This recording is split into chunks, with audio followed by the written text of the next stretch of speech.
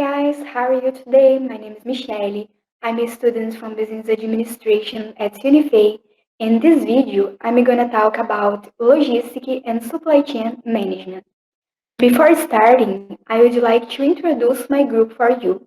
My group is the number 9 and is composed by Bianca Ribeiro Vaz, Gabriel Lachinsky Lopes, Júlia Guimarães de Oliveira, and Victoria Abricha Montesi. I hope you enjoy this video, subscribe and leave your like. Let's go guys, are you ready? So, here is your agenda for today and who is talking about what in this video. In the Model 1, I'm gonna talk about logistic and supply chain management. Do you know what are logistic? Logistic refers to the overall process of managing how resources are acquired, stored, and transported to their final destination. Logistic refers to the movement, storage, and flow of goods, services, and information inside and outside of the organization. Logistic is an activity within the supply chain. Now, I will present a video about logistic, so pay attention. Logistic refers to the overall process of managing how resources are acquired, stored, and transported to their final destination. Logistic management involves identifying prospective distributors and suppliers and determining their effectiveness and accessibility. Logistic was initially a military-based term used in reference to how military personnel obtained, stored, and moved equipment and supplies. The term is now used widely in the business sector, particularly by companies in the manufacturing sectors, to refer to how resources are handled and moved along the supply chain. Logistic is an essential component of supply chain management. It involves the planning, carrying out, and management of goods, services, and information from the point of origin to the point of consumption. Logistic aligns the complex pattern of traffic and transportation, shipping and receiving, import and export operations, warehousing, inventory management, purchasing, production planning, and customer service. Companies see logistics as a critical blueprint of the supply chain. It is used to manage, coordinate, and monitor resources needed to move product in a smooth, timely, cost-effective, and reliable manner. For example, in the natural gas industry, logistics involves managing the pipeline, trucks, storage facility, and distribution centers that handle oil and is transformed along the supply chain. So guys, now I will explain about supply chain management. Do you know what is supply management? What is supply chain management?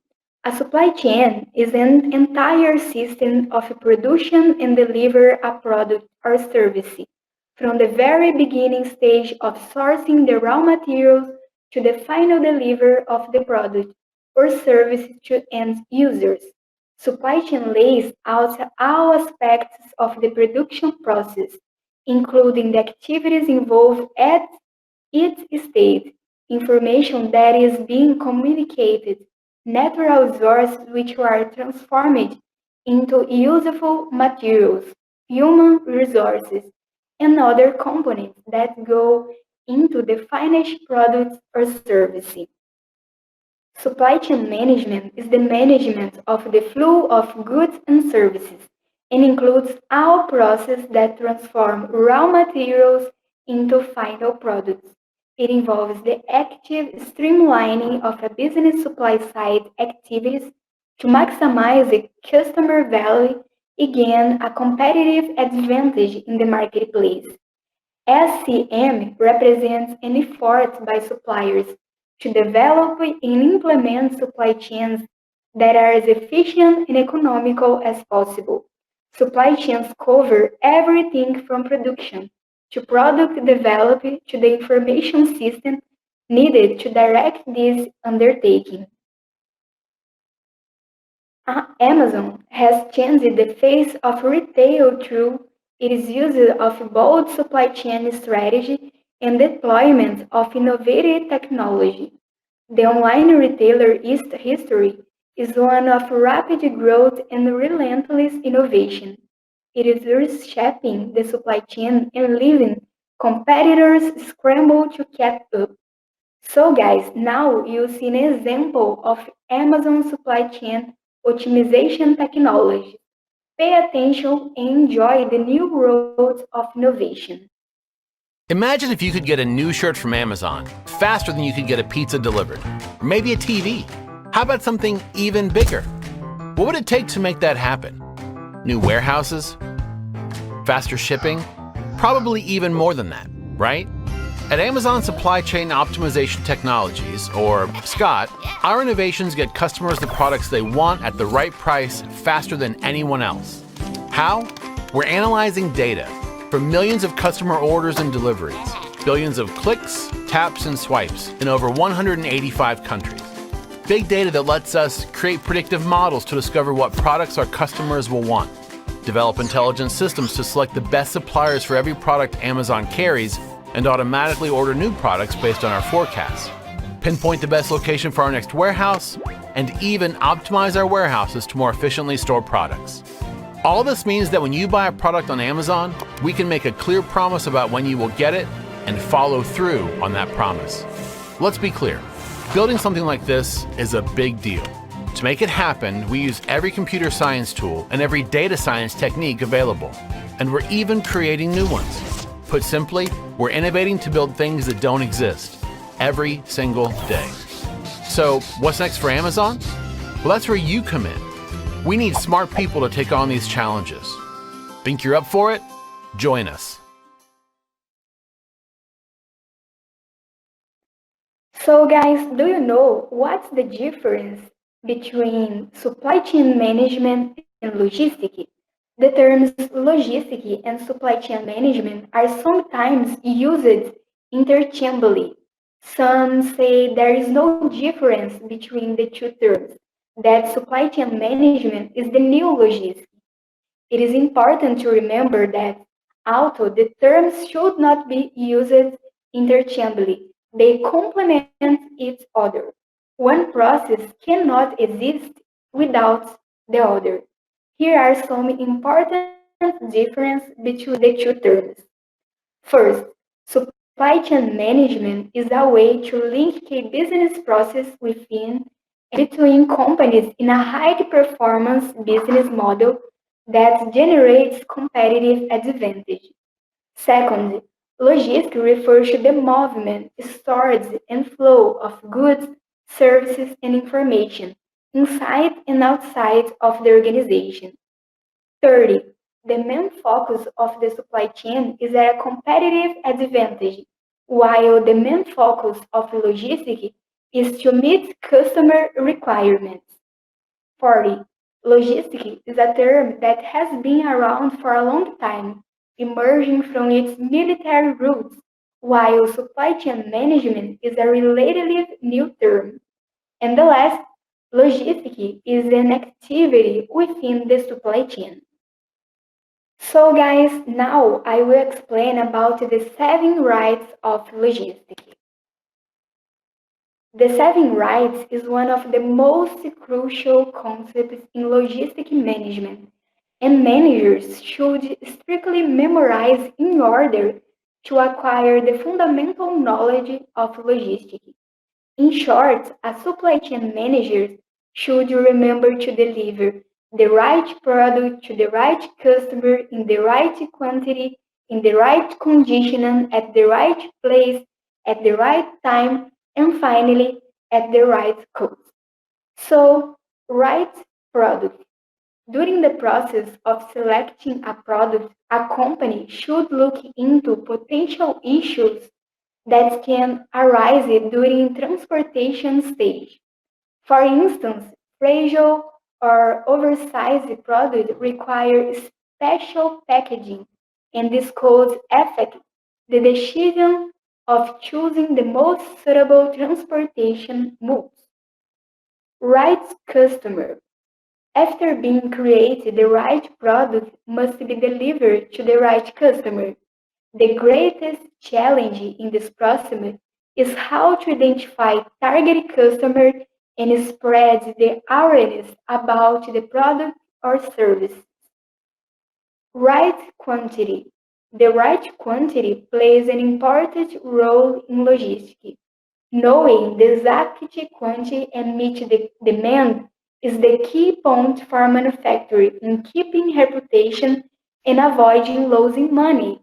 If a company produces too much product, their house would be overloaded and other related expenses will be raised.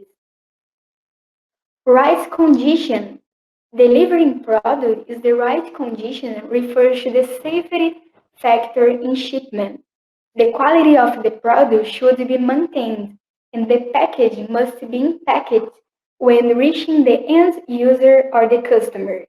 It can be considered the responsibility of the supply team and distribution team to preserve the quality of the product without increasing overall costs. Right place. The next important factor is to make sure that the products are being delivered to the right destination. In addition to have experienced delivery staff, the company should also have an effective transportation management system or a route optimization software. Right time. Timing is another important factor when it comes to logistics, since more and more customers are having concern on the time of delivery. In order to maintain competitive advantage in the industry, there should be no delay deliver the product to the end customer. Right cost. Last but not least, combined with previous factor, product should be shipped at the most suitable cost. An appropriate price point not only ensure the company profit, but also have help gaining competitive position in the market. So guys, in this part of the video, I explained about what are logistics, what is supply chain management, our difference, and the 7 rights of logistics.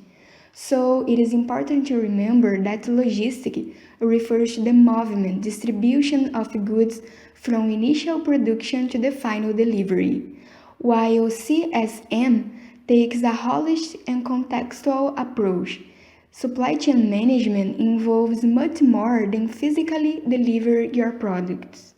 Now, my colleague Gabriela Shinsky will explain about what are the functions of logistics and supply chain management and much more. Thanks for your attention and keep watching this video. Bye bye, see you! Everyone. My name is Gabriel, and now I'm gonna talk about with you guys about supply chain and logistics. So for the model 2, we're gonna see some stuff about supply chain. As you guys already saw it with Michelle, she talked about the definitions about it, the fundamentals of supply chain and logistics. Now we are gonna take a deeper look inside those two topics in our presentation. So why is supply chain management important? So first things first, increases competitiveness, increases efficiency, it lowers your costs, and also can provide more customer satisfaction. So the main thing here is that when we have the right supply chain structure, when we have the right customers, the right sourcers, the right feedstock, the right time, and the right price, we can increase our efficiency, we can increase our competitiveness, we can lower our costs, and we can give more value to the cost to the customer by the end of the day. The customer is the one that must be taken first when we talk about the importance of supply chain and everything else. Because at the end of the day, the people that give you the money is the customer, is the one who starts the cash flow. So as we take a look at what Lambert stated back in 2004, the key supply chain process are Customer relationship management. So here's the importance of have a good relationship in constructing connections and relationships with our customers. You gotta have a customer service management, so you can be sure all your services and everything is working the right way to satisfy your customer.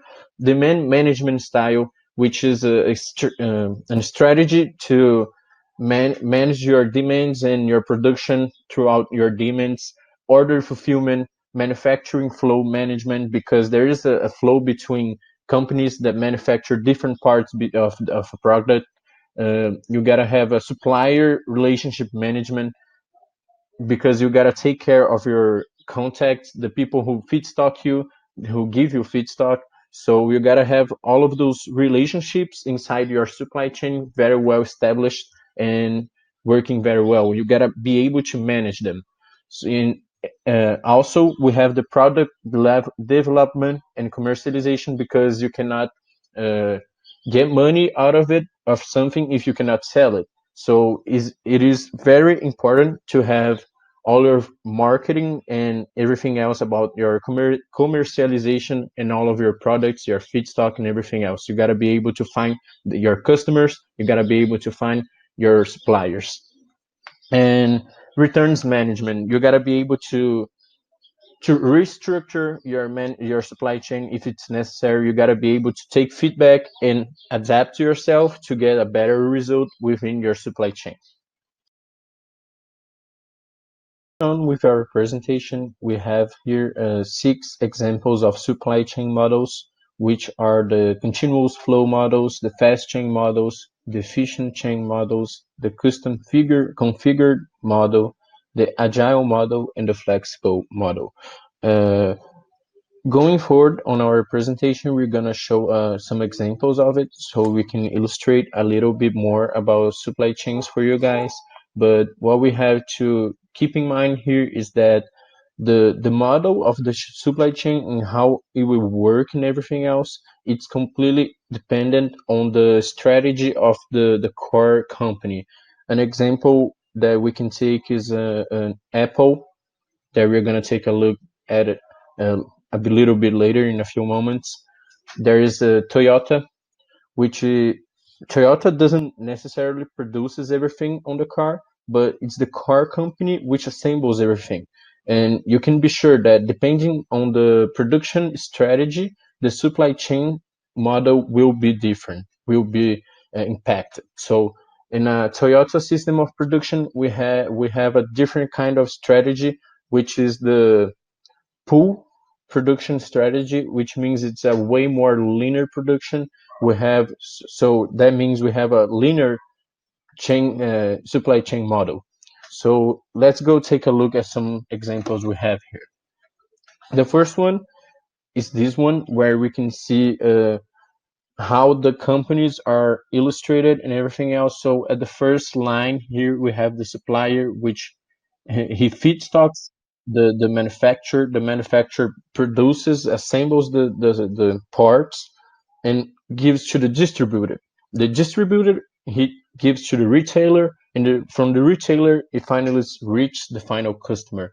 So it's a long process. We can have a lot of problems during all of this process when we need to be looking for quality, controlling quality every single time between all of those steps and all of these stages.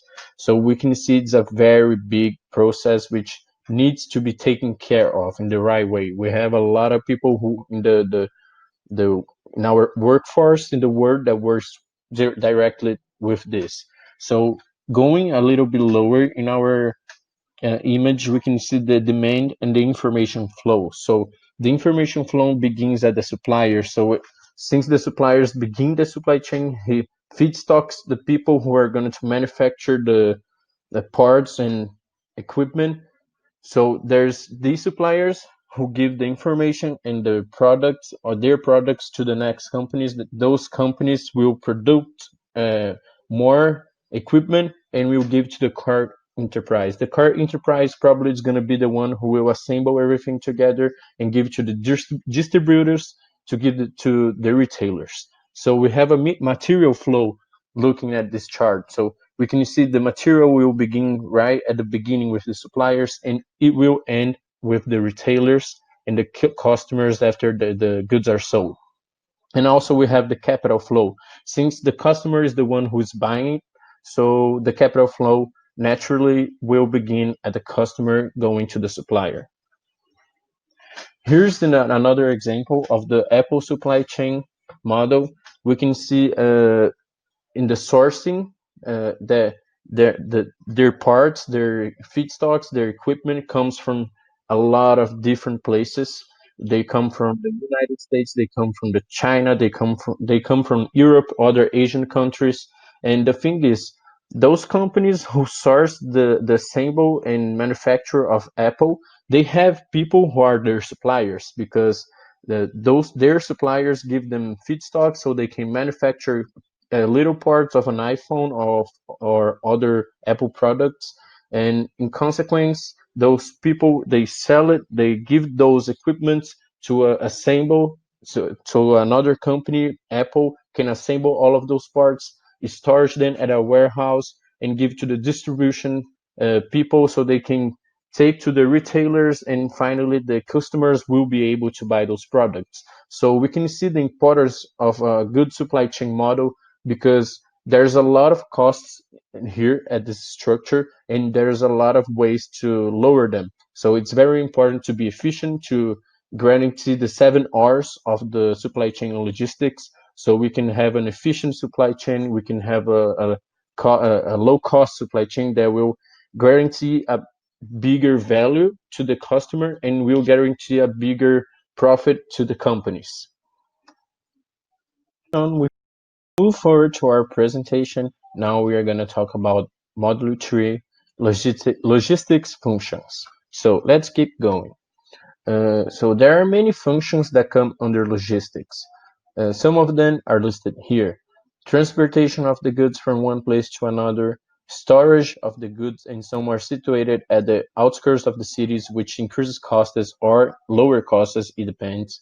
Packaging of the goods so they don't get damaged. This is very important, because a package that gets damaged will imply in another cost with the customer or with whoever is demanding the package or whatever. So when you have damaged stuff, you are losing money. So it's a very important part of the process. And distribution and information processing, which is important because between your logistics, we gotta give information to a lot of people, a lot of stakeholders on your logistics. And we also have logistics 4.0, which is the new, the next step for logistics, which is making everything connected, increasing productivity, increasing the information process, and other stuff. So let's keep going. So one thing that we thought we would be cool to bring to you guys is that tracking technology is rising.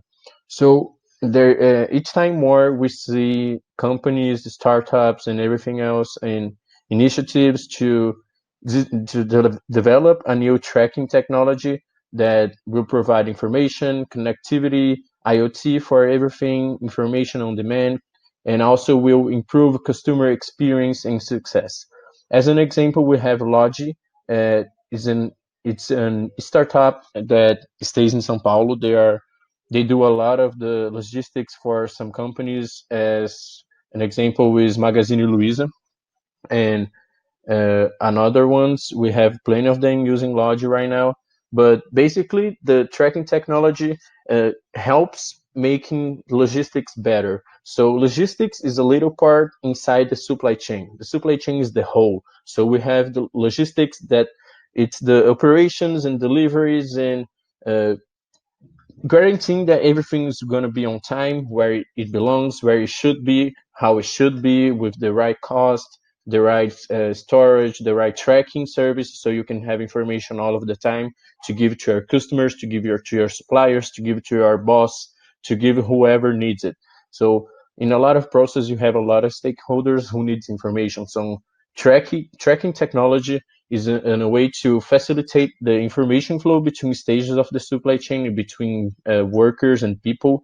It gives you information on demand, in time live, right? So you can see right the exact location of a package, and increases customer experience and success because gives them more information. It provides them a better experience in buying a product and everything else.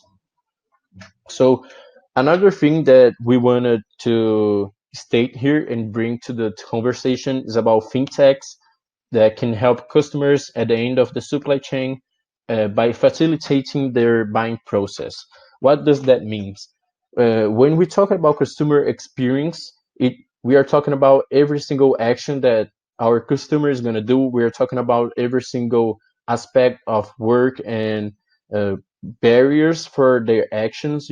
So we have to be aware of everything that it's going to impact on the daily life of our customers, and payments are one of them. So we need to take a look at the fintechs because they are always trying to facilitate the buying process, making the demand faster, easier, so people end up buying. So they don't abandon charts, they don't abandon buy orders, right? So when you have fintechs working to facilitate the buying experience, to facilitate the way you buy, to make it faster, to make it easier, so you buy more, we have innovation and customer experience at a whole new level. So we brought here two examples of those kinds of fintechs. One of them is PicPay, that is on the market for a few time now. They, especially after the quarantine, they started to advertise a lot. They appeared on BBB Brazil. They are always giving coupons, cashbacks uh, to stimulate people to stay with them, to buy things with them, to make money transactions using their app. Another innovation that we saw recently here in Brazil is the one by Nubank, the payment by approximation. We see a lot of this now. A lot of uh, stores are accepting that, which is a lot. It's a way to facilitate the buying process for the customer, which is very important nowadays.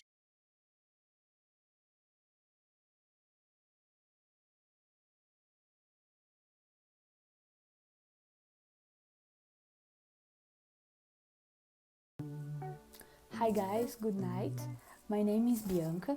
I'm a student at Unifei, and today we're going to talk about fleet management. Uh, First of all, we have to remember what a fleet is. So it's one or more authorized commercial vehicles used for commercial purposes. So if you have a van to deliver products, you can tell your vehicle is a fleet. And we are going to talk about the management of a fleet. And it's a part of a strategy, and in order to optimize the investment. So in order to reduce costs. And we can divide into three subdivisions within the fleet management. First one is the asset management, which is about managing the physical part of the transportation. The second one is behavioral, which is about human capital that involves employees and training. The third one is about inputs, which is the management of the basic items of transportations, like oil, fuel, tires, and this kind of thing. In other words, we can tell fleet management includes analysis of internal and external information, choice of the most suitable inputs and vehicles, fleet maintenance and control, supervision of vehicles and employees, construction of strategies to reduce cost. This one is the most important one. Team training and monitoring of results. Now we're going to talk about what a quota manager needs to understand the practical way of this kind of job. So The first one is to survey and data analysis of transport process. In this stage, we have to list how many and which vehicles make up company's commercial fleet, what is the situation of each them, monthly expenses with supplies, maintenance services, time of maintenance, periodicity of maintenance, mileage traveled by each vehicle in the fleet. So the main objective of this first stage of fleet management must be know the reality of the transport and logistics sector. In this way, it is possible to measure expenses and to reduce costs. So it's to know the area, the first step. The second step, establish goals and practices and transport policies. This one is to define policies, like internal and external policies. Is the most important and complex phase, because you have to define the policy, the way to work, and this kind of thing for the internal and external chain. Third one is customer service format and schedule. This includes internal rules and policies in the way it will be viewed in that external chain. So it's to standardize the employees, the service offered. The fourth is monitoring.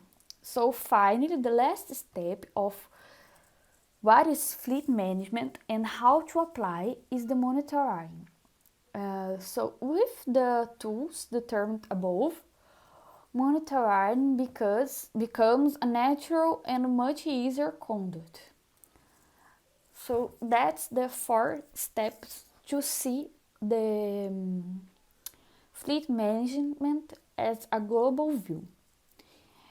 We can see that for this function, it's very important for the manager to have a strategic vision, internal knowledge of the sector, and technological knowledge to be always updated in kinds of way to monitoring the fleets. Now, I'm gonna show you that we have 5 types of means of transport. The first one is land. They move on land, streets, roads, highways, being classified as rail, road, or subway. Land transportation can be by train, by bus, by car, motorcycle, truck, and among others. The other way is waterways. Aquatic means of transport travel in water by means of boats, ships, ferries, canoes. They are classified as maritime sea. The air one is air transport, means those travel in air, being considered the model created recently and one of the fastest in the world. So the airplanes, helicopters, balloons, and airships. And the other one, also called by tobal, this kind of transport is made by tubes. And just a curiosity, talking about of this, the most used kind of means of transport in Brazil is it's by trucks, and it's like 76% of the transportation in Brazil. And that's all. Thank you guys. See you next.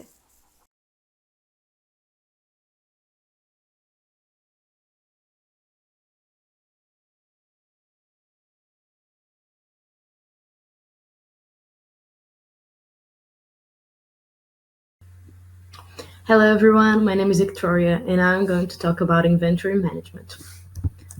So first I brought you the definition of inventory management. It is a systematic approach to sourcing and selling inventory, both raw materials and finished goods. When talking about business terms, inventory management means the right stock at the right levels in the right place, at the right time, and at the right cost as well as price. Naturally, your company's precise inventory management meaning will vary based on the types of products you sell and the channels you sell them through. But as long as those basic ingredients are present, you'll have a solid foundation to build upon. Moving forward, so for any good based business, the value of inventory cannot be overstated, which is why inventory management benefits your operational efficiency and longevity. Having an efficient inventory management helps you to reduce costs, optimize fulfillment, prevent loss from theft, spoilage, and returns, and provide better customer service. In a broader context, inventory management also provides insights into your financial standing, customer behaviors and preferences, product and business opportunities, future trends, and more. Now I brought you guys a short video that shows how the inventory management works at Amazon. From bikes to miles of conveyor belts, there's a lot of ways to get around this massive 1.2 million square foot fulfillment center in Phoenix, Arizona. That's the size of 28 football fields. Over 15 million items are stocked in this facility every day, and the endless rows of jumbled consumer goods looks like there's no method to this mind-blowing madness. But Amazon spokesperson Ashley Robinson told me that's definitely not the case. That process is called random stow, and what will happen is the associates will look for places that that particular item will fit into a bin, and it doesn't necessarily have to be next to the same item. We prefer it to be very random. You got that right. I found this power juicer stored next to some Dial soap, followed by this huge tub of Big League bubblegum. With over 2,000 full-time employees at this facility, online shoppers who click buy immediately alert handheld technology scanners that tells associates where to retrieve the product and then uses an algorithm to send employees to the most optimal next item to be picked. But if you think that's impressive, Amazon's busiest employees are actually their Kiva robots. Their strength is equivalent with an NFL linebacker. They weigh over 300 pounds and they can lift up to 750 pounds. In a fulfillment center where we handle larger items, those particular robots can lift up to 3,000 pounds. Now the products travel in these yellow boxes called totes through 8 miles of sky-high conveyor belts until they reach another incredible technology called the SLAM line, which stands for shipping, labeling, and manifesting.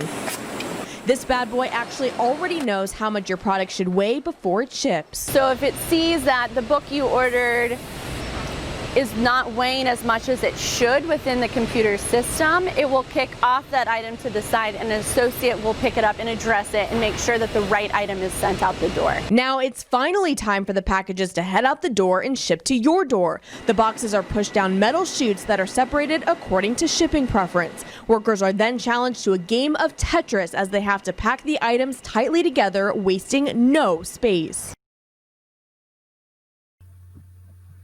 So what we've seen in this video is the distribution center of Amazon. But what is a distribution center? So a distribution center is a warehouse or other specialized building, often with refrigeration or air conditioning, which is stocked with products to be redistributed.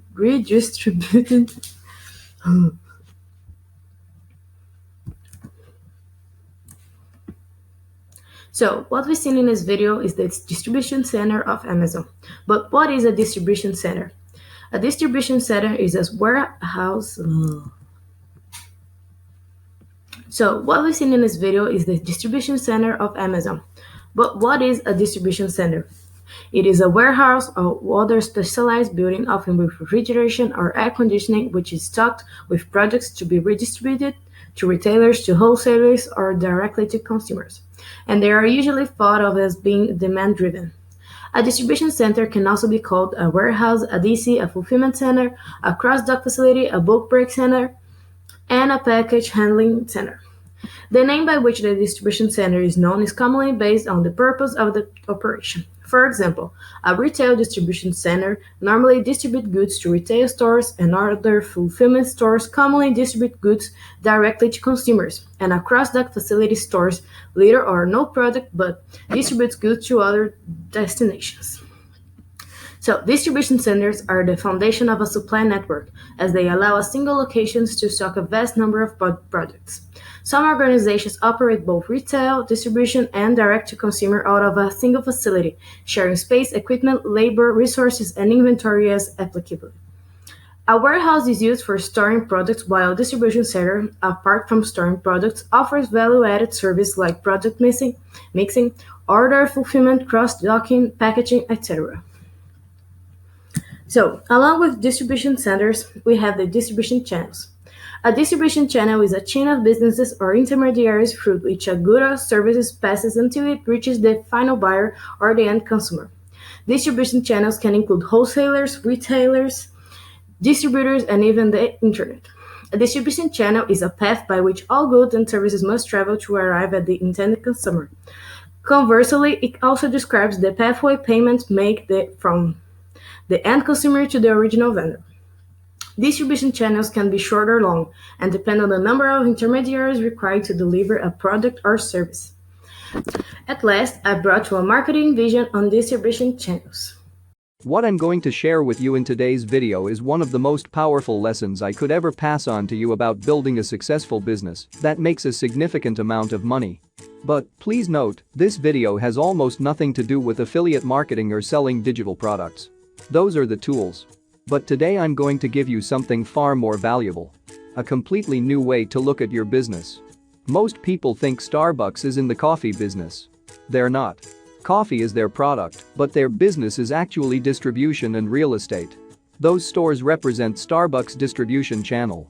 Television, YouTube, Facebook are distribution channels. These are the mediums in which marketing messages flow and goods are sold to a participating audience. So if Starbucks wants to sell more coffee, they must expand their channel by opening more stores. Without those stores, there is no business. Same with McDonald's. Same with Walmart.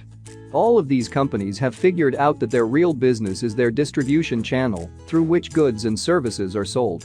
We need to remember that as well, as it's the key to building a business that makes $400,000 in a week, instead of one that only makes $400. The miracle of building a business in the internet age is that it allows a single person to build a massive global virtual distribution channel with nothing more than a laptop. Christina, a full-time mom with 2 kids, and has spent the past 2 years writing a few books on parenting tips for new mothers.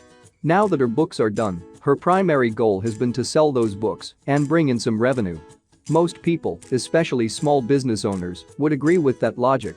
You create a product or service, and then you focus on selling it. But there's a reason that the average annual revenue for a small business in the US is only $44,000, and there's a reason why it is not turned into millions. She thinks her business is selling books. It's not. Her books are a product, but a product is never a business. Here's what I mean. To demonstrate the difference between building a business where the primary focus is on selling books and building a business where the primary focus is on building a distribution channel, Christina could sell her book on Amazon.com and the Kindle store for $9.95. For every sale, she makes a 70% profit, or $7 per book. In order to make $7,000 per month, she would have to find a way to sell 1,000 books per month, or 33 books per day. She doesn't get any of her customers' information such as their name or email address, so her only way to make money is to constantly sell books every single day. She might be able to spend some of that $7 in profit on advertising, but that will decrease her profits down to $1 or $2 per book if she's lucky. This is not a business, and yet it's what tens of thousands of authors attempt to do each and every day. Now let's take another approach. Instead of focusing on book sales, let's focus on building her distribution channel, which in the case is a list of moms who subscribe to her free email newsletter.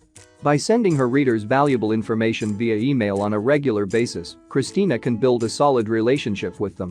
She can become known, liked, and trusted for the value she provides. This is called goodwill.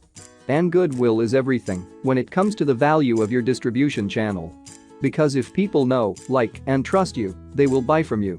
On average, an email subscriber to Christina's list will be worth $1 per month in revenue if she maintains a high level of goodwill.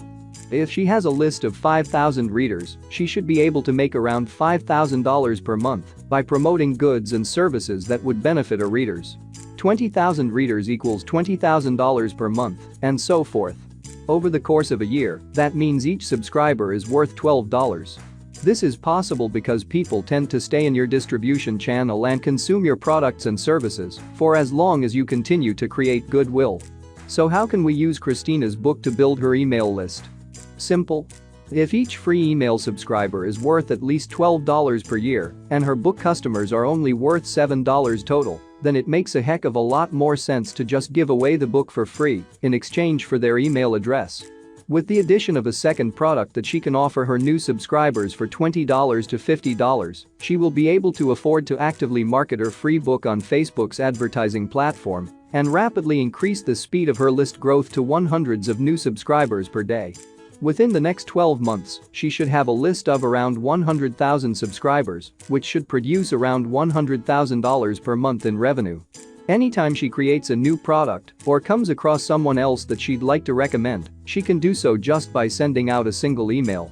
But it gets significantly more interesting when you start to focus on turning those free email subscribers into actual customers. Their value goes from $12 per year to well over $100 to $1,000. So let me walk you through an actual real-world case study. The great thing about building a distribution channel that generates revenue, rather than a product that generates revenue, is that you can leverage the amazing products and services that others have spent the time to create. This is typically called affiliate marketing, which was pioneered by Amazon.com almost 20 years ago. Basically, you can promote someone's product or service and get paid a commission for every sale. If it's a digital product like an ebook or an online course, that commission is typically going to be 50%. So if the product costs $50, you'd make a $25 commission. When it comes to promoting a product to your list as an affiliate, there's two important rules you need to keep in mind. 1. Only promote products that you've personally bought and checked out for quality. 2. Only promote products because you believe they will provide a real tangible benefit to the people on your list. Not for money, but because you know it will help them achieve their ultimate goal. Failure to follow these rules will result in the loss of goodwill and could even destroy it completely. Finally, I included a photo within the email to provide proof that I personally used the product. This went a long way in readers' minds to solidify the product's value and credibility. Anytime you can show photos or a video of your personal use, do so. It will likely increase your sales by at least 100 to 200%.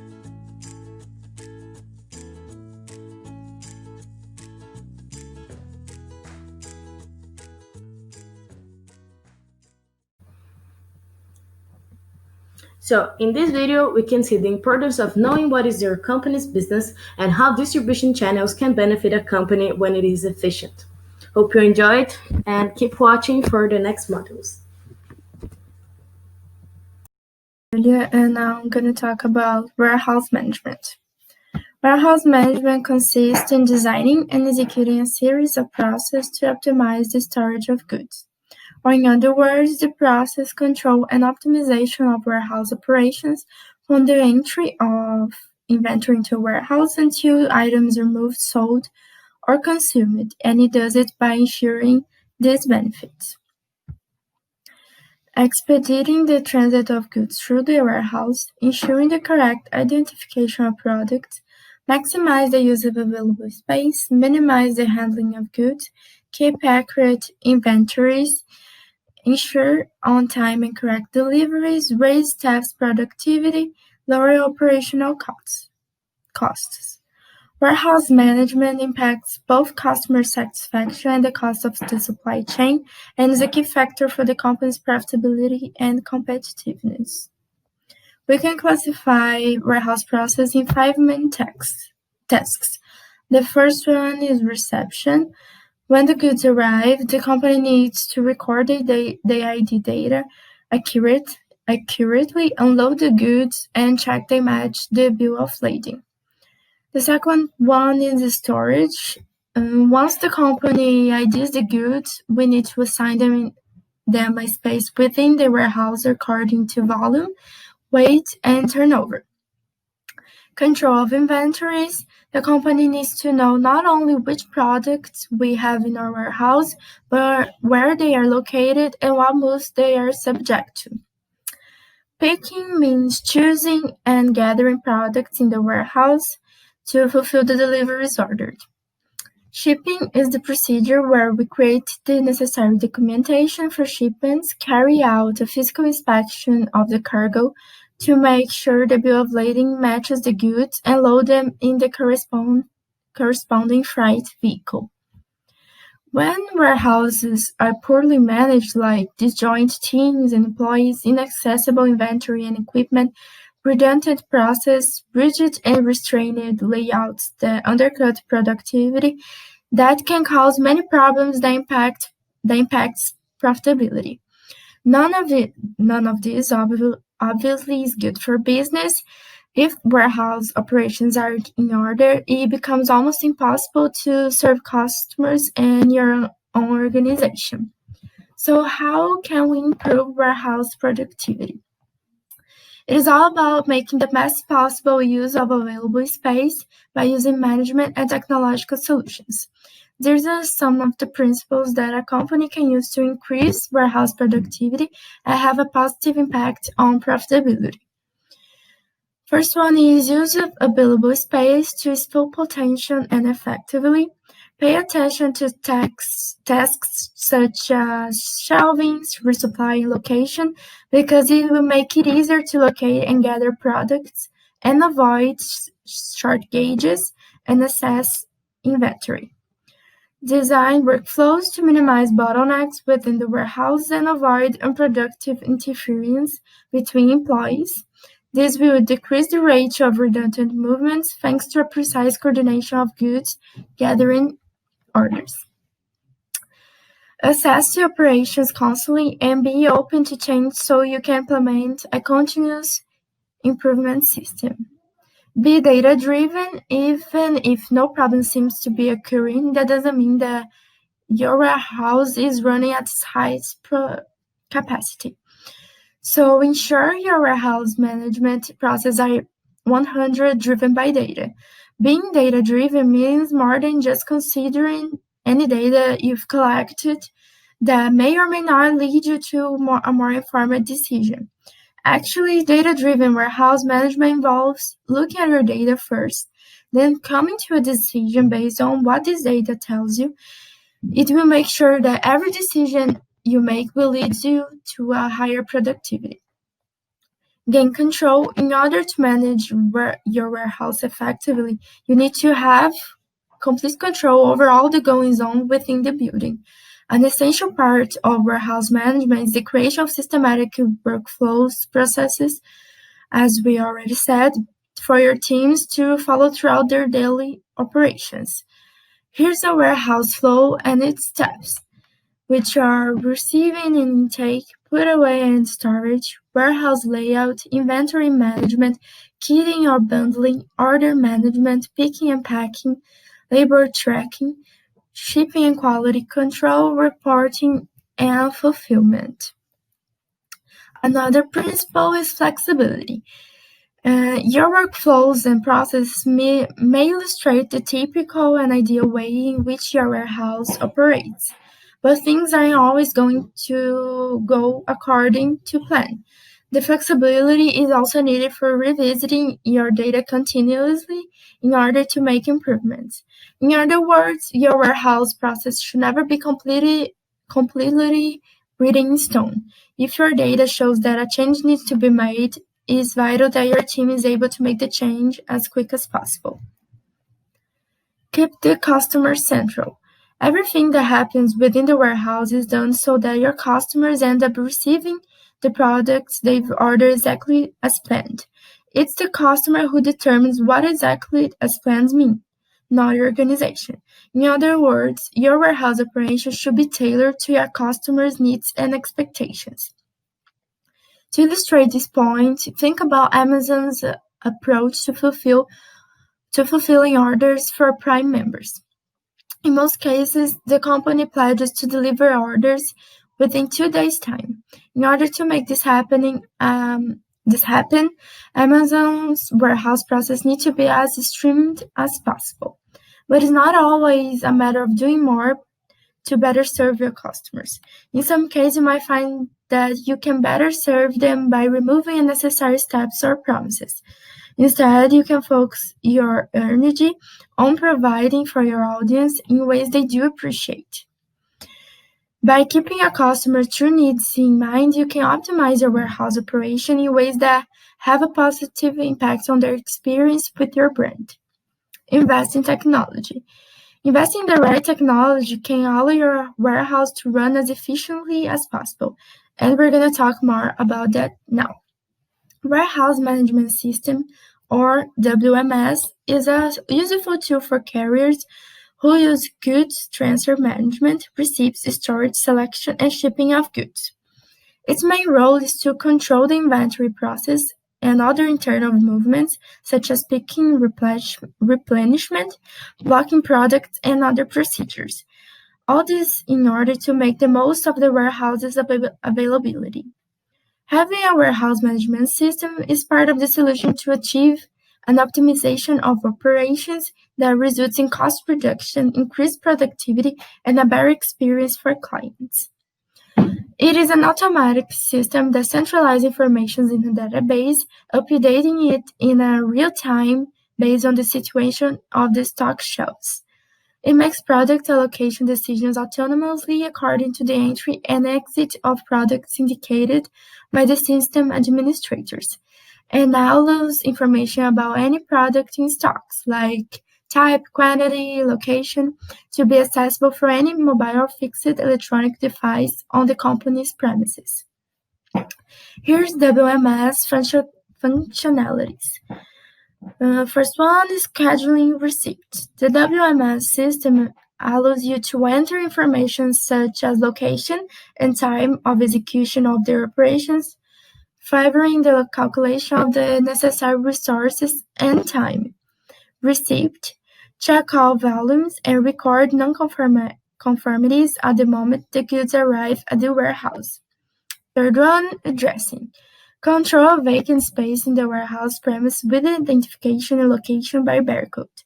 In addition, it is possible to record the exact location where the goods are, including batches, which facilitates the location. Separation. With the information always updated in the system, the control and identification of the location of each item requested, as well as the reservation of equipment, are more assertive according to the availability informed by the team. Shipment. From the reports of the WMS system, checking items in the area ready for shipment and shipment to customers become faster and more efficient. Supply of production lines, realization and maintenance of the production line routine, avoiding pauses and interruptions due to lack of inputs or equipment. Inventory, quick listing of all items registered in stock for manual checking, which is done quickly by reading barcode. Transfer, when managing multiple warehouses with the WMS system, transfers between different stocks, including units and branches, are more assertive and productive, avoiding errors and rework. Pallet handling. By inserting a tag or barcode on the pallets, it is possible to control the goods and allocate them more quickly. Control of delivery and collection vehicles. Control of trucks authorized to access the company's yard to make deliveries and collections, as well as the management of the goods that were shipped in these vehicles. Management reports, quick issuance of management reports to check and make as well as measure results. Storage. Good WMS software provides the planning and assignment of the necessary equipment for the operation and guidance of the team on the correct storage location for each product. Here is the WMS benefits and results. First one, spending optimization. Not being able to take advantage of all the available space in the warehouse may not cause direct problems in relation to your expenses, but is still one of the problems for good management. With that in mind, using this software to correct this is of utmost importance for ensure optimal management. This is because using less vehicle space means that merchandise will be transported, which comes with more trips to deliver parts of a lot that could be part of another. By using the WMS system, it is possible to optimize expenses by making better use of the available space, which can result in fewer trips and consequently a lower cost when managing the transport of goods. Increased competitiveness. Having a competitiveness in the transport market is something of extreme importance, as this ensures much more visibility for the company. The WMS systems allows goods to be better managed due to the optimization of process involving the warehouse. More control of incoming and outgoing goods. In this process, several unforeseen events could occur that would affect the results of its operations, such as the loss of goods, for example. This is something that would not only damage the service, but would also affect the relationship with your customers. There is no doubt that unforeseen events related to goods are problems that directly affect customers' expectations, which means that they must always be avoided in order to guarantee confidence in the quality of the service provided. With WMS, it is possible to minimize these errors by being able to have much better control of the entry and exit of goods. This will result not only in guaranteeing the maintenance of these goods, these products, but will also further optimize their management by allowing automation of process. Some other advantages are increasing the cost of the storage process, optimization of physical space, improved execution, streamlining the stocking and shipping process, control of individual and collective production, increased customer satisfaction. So, an efficient warehouse management is essential for sustaining the company's competitiveness in the current business environment. The optimal management of a warehouse should reflect on additional service, cost reduction, and on the value all this may contribute to the supply chain to ensure the company keeps reaching its profitability goals. And now I'm going to talk about. Hi guys, good night. My name is Bianca. I'm a student at Unifei, and today we're going to talk about fleet management. First of all, we have to remember what a fleet is. So it's one or more authorized commercial vehicles used for commercial purposes. So if you have a van to deliver products, you can tell your vehicle is a fleet. And we're going to talk about the management of a fleet. And it's a part of a strategy, and in order to optimize the investment. So in order to reduce costs. And we can divide into 3 subdivisions within the fleet management. First one is the asset management, which is about managing the physical part of the transportation. The second one is behavioral, which is about human capital that involves employees and training. The third one is about inputs, which is the management of the basic items of transportations, like oil, fuel, tires, and this kind of thing. In other words, we can tell fleet management includes analysis of internal and external information, choice of the most suitable inputs and vehicles, fleet maintenance and control, supervision of vehicles and employees, construction of strategies to reduce cost, Cost, this one is the most important one. Team training and monitoring of results. Now we're going to talk about what a quota manager needs to understand the practical way of this kind of job. So the first one is to survey and data analysis of transport process.